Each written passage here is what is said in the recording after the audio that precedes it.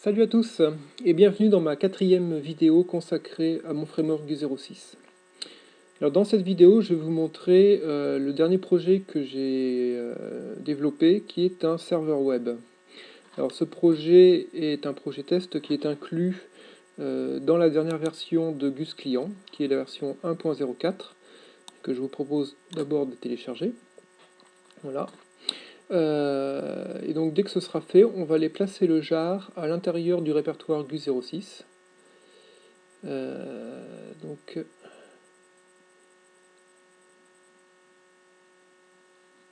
un petit effort, voilà, comme ceci.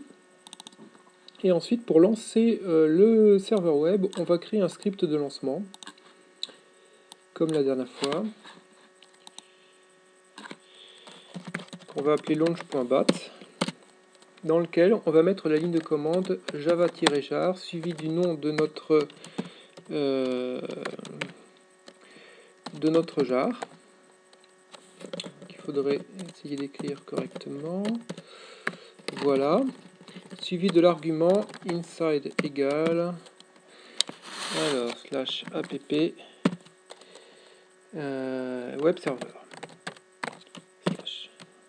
Voilà. Maintenant qu'on a fait ça, on va pouvoir le lancer. Voilà. Alors l'interface graphique en fait présente pas beaucoup d'intérêt si ce n'est de visualiser les messages de log. Par contre, ce qu'on va pouvoir faire, c'est tout de suite aller dans notre navigateur et taper l'URL localhost suivi du port 9090 qui est le port par défaut que j'ai choisi pour mon serveur web. Donc voilà, là ça fonctionne, donc on a quelque chose qui sort actuellement avec un espace et un site, une petite erreur mais ça c'est pas grave, les messages de log nous indiquent que y a une session qui vient d'être démarrée, qui est la session en fait locale. Voilà, donc une fois qu'on a fait ça, on va pouvoir aller commencer à configurer un site web pour voir quelques fonctionnalités liées à mon serveur web. Donc pour cela, il va falloir aller dans le répertoire route de stockage des données qui ne se trouve pas à cet endroit-là, qui va se trouver au niveau du répertoire utilisateur. Donc il faut que vous alliez dans votre propre répertoire utilisateur. Vous allez y trouver un sous-répertoire qui s'appelle .gu06 avec dedans app web server. Voilà. Et là on se retrouve à la racine de notre route habituelle en fait. Donc là on va aller dans data. Ici on trouve web 1, web 2 qui correspondent à deux approches de sites web. Web 1 étant pour faire des sites web statiques, ce que je ne vous montrerai pas ici. Donc on va aller dans web 2. Voilà. Là on a session et space. Alors session c'est juste un répertoire de stockage temporaire pour stocker les données liées à la session ou aux sessions des utilisateurs connectés au site web. Voilà. Et ensuite dans space, on va trouver toute la configuration liée à nos sites web.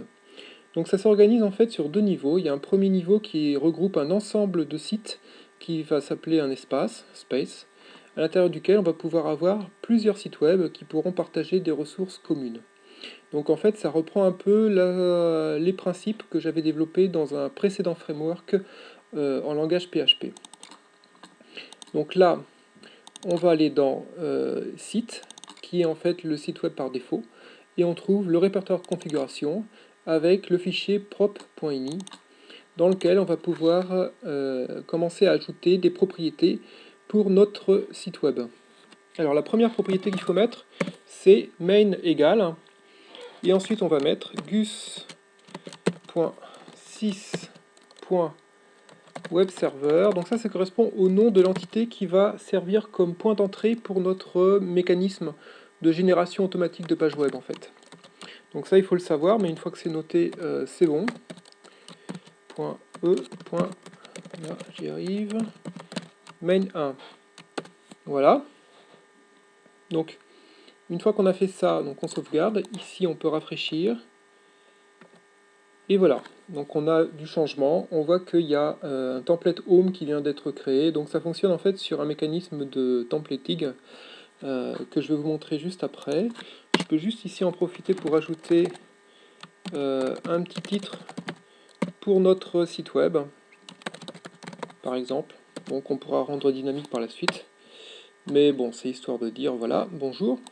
Donc j'en ai fini pour ce fichier de propriété. Et maintenant, on va aller directement dans le répertoire de templates, dans lequel on trouve home.txt qui correspond au template de la page par défaut, qui est la page home. Voilà. Et à ce niveau-là, on peut commencer à taper du code HTML. Alors c'est pas la peine de tout retaper parce qu'il y a déjà un canevas de base qui existe, qu'on peut visualiser ici. Voilà. Donc en fait on ne doit s'intéresser qu'à la partie body. Alors pour vous montrer un peu comment ça fonctionne et vous montrer quelques exemples, je vous propose de créer une petite liste avec un élément déjà, qu'on va appeler section. Voilà.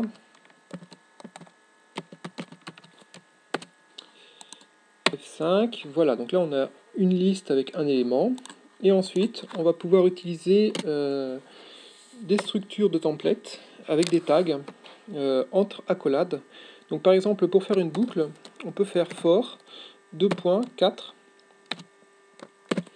Voilà, ne pas oublier de mettre le tag de fin. Voilà, et tout ce qui est à l'intérieur, ça va être répété 4 fois. Voilà, vous voyez, c'est relativement simple. Donc ça, c'est l'exemple le plus simple que je peux vous fournir.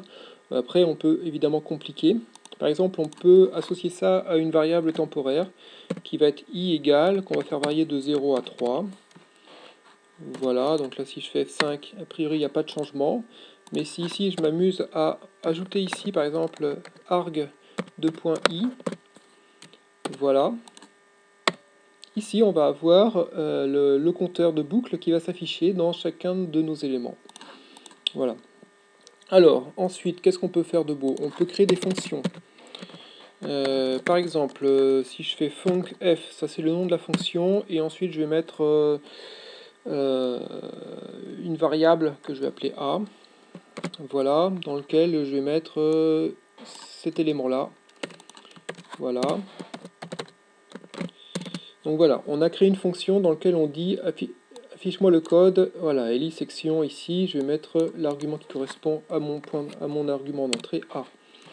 Et ici, dans ma boucle, je peux, plutôt que de faire directement mettre le code source, le code HTML, je vais mettre call, deux points, j'appelle ma fonction, donc c'est deux points, pardon, f, point virgule, et ensuite je vais mettre la valeur que je veux pour mon argument en entrée. Donc si par exemple je m'amuse à mettre 1 par exemple, voilà, là on aura tout le temps 1. Et ici, si je m'amuse à remettre ce que j'avais mis avant, c'est-à-dire arg i, là on retrouve le même résultat qu'avant. Voilà, c'était juste pour vous montrer comment utiliser une fonction. On peut aussi par exemple décider de mettre des tags par exemple pour indiquer l'heure courante. Donc ici on peut faire par exemple P, et là on va dire now, donc c'est un autre nom de tag. On va mettre par exemple la date et l'heure, donc ça va se présenter comme ça. Donc si on inclut simplement comme ceci, puis on ferme par contre après, voilà, F5, là on a la date du jour, on peut décider d'ajouter l'heure, voilà, voilà, là on a la date et l'heure courante, au moment où le code s'exécute. Et pour finir, je vais vous montrer un petit exemple de manipulation de variables. Donc c'est aussi très simple, c'est avec le tag var. On va définir une variable ici, qu'on va appeler v par exemple égale 4. Voilà. Bon, on peut l'afficher si on veut, hein. Il suffit de faire var de .v. Donc si on fait ça, voilà, on a notre 4 qui s'affiche ici, mais ça n'a pas beaucoup d'intérêt. On peut faire des boucles, while. Donc si par exemple on fait while, deux points, et là on fait une évaluation de booléen, donc ça va se présenter comme ça, eval, donc c'est un peu compliqué mais ça pourra se simplifier dans l'avenir. Là on va remettre notre variable qui se mettra à jour en temps réel, et là on va lui dire qu'il faut que ce soit strictement supérieur à 1, ce qui est le cas au début. Voilà, donc là je termine avec deux accolades fermantes. Voilà, là je mets la fin de mon bloc ici. Et puis là, je vais lui dire var v moins. Et là, on va afficher par exemple dans un P comme ceci. Voilà. Là, on va mettre var et v. Voilà. F5. Et là, voilà. On voit bien que on part de 3, 2, 1. Et voilà. Et là, on a quelque chose qui fonctionne avec la boucle var. Si on avait mis le décrément juste après, F5, on aurait 4, 3, 2. Ben voilà, c'était juste pour vous montrer quelques fonctionnalités de base liées à ma structure de génération de page web avec un template. Évidemment, on peut faire beaucoup plus de choses, on peut inclure des librairies CSS, du JavaScript, etc. Enfin là, je vais m'arrêter là pour le moment, et puis je vous dis à bientôt pour une nouvelle vidéo.